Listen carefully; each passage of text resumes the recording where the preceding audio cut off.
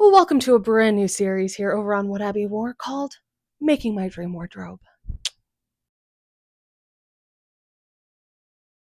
It might be obvious to most everybody, but other than cutting out and piecing together that pattern, the true first step is figuring out what fabric I want to use. And looks might be deceiving. I don't know if you've seen this corner of my room yet. She's kind of scary because she's got a lot of stuff in it, but it's kind of my magic little corner with all my favorite things.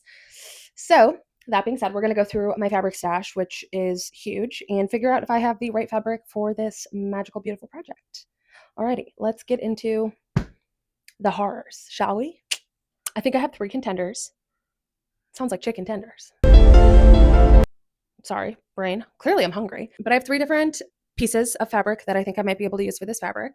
The first is this absolutely insanely gorgeous antique embroidered tablecloth.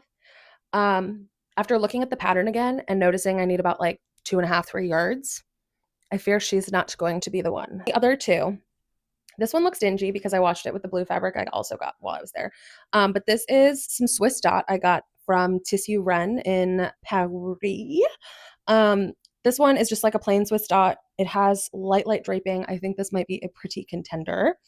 And then the last one that I'm kind of leaning more towards just because of the flowiness of it is this like linen cotton tablecloth. It's got like a very subtle print to it. And I think it would just be pretty and light and flowy, which is kind of the vibe of that dress. I feel like this one is comfortable. It's not going to be irritating. It's going to be super nice and light. And I might even be able to not have to do a lining, which would honestly be ideal because I don't know, I'm just like lazy like that. So I think this is the one I'm going to use. Let us see if I have enough fabric for the pattern. Okay, this might be mildly controversial, but I'm going to show you how I'm going to make a facing for this dress because I'm not using the lining pieces.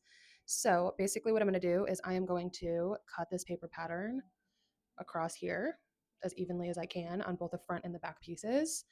And then I finished the pattern as intended. I ended up, for the facing, finishing the seams as I would for the lining, and then finished the inside edges with my serger. I then attached it with the straps, just like I would with the lining, to make sure that the straps sat correctly.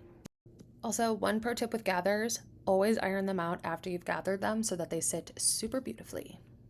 I then finished the facing by hand stitching, and here she is. She's beautiful, she's wonderful, she's absolutely everything I could have dreamt. Let me know what you think, and let me know what I should make next. Alrighty, bye.